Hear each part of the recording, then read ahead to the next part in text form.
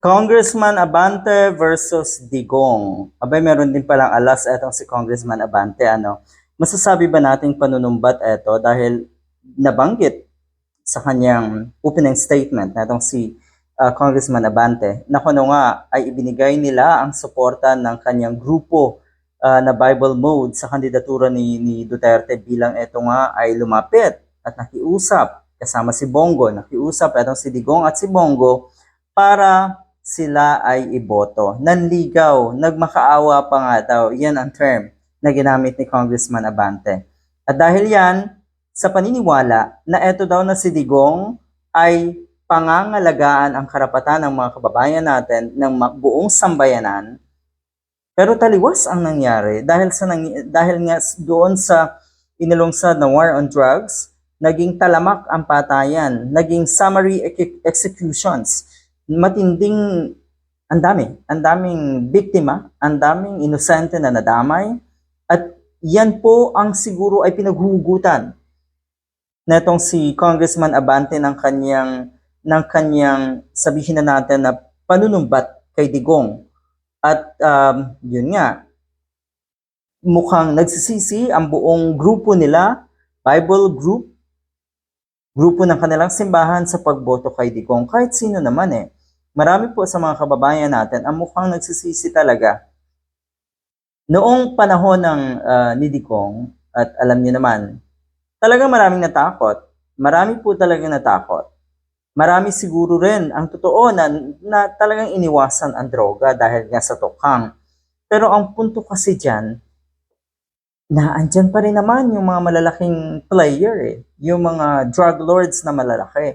At ang masaklap, suportado pa rin ni Digong yung mga yon. Protektado ni Digong yung mga malalaking negosyante or mga malalaking drug lords. Ayan, magandang laban ito. Panoorin niyo po ang nangyayaring hearing dyan sa camera. Binalaan na itong si Congressman Abante nga itong si Digong na wala dapat vulgar words. Respetuhin niya ang Quadcom at syempre ang camera. Nauna nang hiniling or nagbanta itong alipores ni Digong na si Panelo na wag daw na babasusin ng Quadcom etong si Digong dahil sigurado daw na hindi magugustuhan ang pwedeng gawin nitong si Digong. You see, yung pagbabanta na itong mga ito, ano ba ang mga bagay na hindi natin magugustuhan? Siyempre yung mga masasama na pwedeng gawin sa atin ng grupo nga netong dating presidente. So, inamin na rin, yung tipong inamin na rin si Panelo kung gaano nga talaga kabrutal, kung gaano talaga kasama itong si Digong. Respetohin ang Quadcom. Hindi pwedeng sabihin na respetohin si Digong. Dahil kung tutuusin, naandyan kahit papano yung pagrespeto netong mga kongresista bilang dating presidente nga. Pero unang bungad pa lang netong si Digong, unang buka ng bibig pa lang, makikita mo na akala mo talaga napaka-entitled. Akala mo talaga kaya niya lahat ng kongresista. Akala mo talaga mai-intimidate niya ang mga kongresista. Kahilingan lang naman daw yan, sabi ni Congressman Abante. Habang kayo po ay kinakausap namin ngayong umaga, respetuhin niyo po ang Quadcom sa pamagitan ng hindi paggamit ng vulgar words. Totoo yun. Totoo yan. Tapos sasabihin na naman itong mga diehard na mga ipokrito. Lahat naman daw ay nagmumura. Totoong lahat.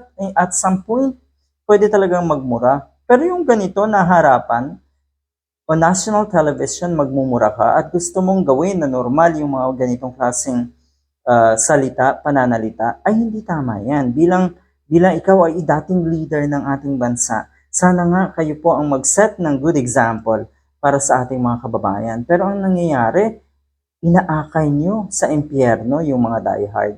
Sila lang naman ang kaya nyong akayin. Good luck.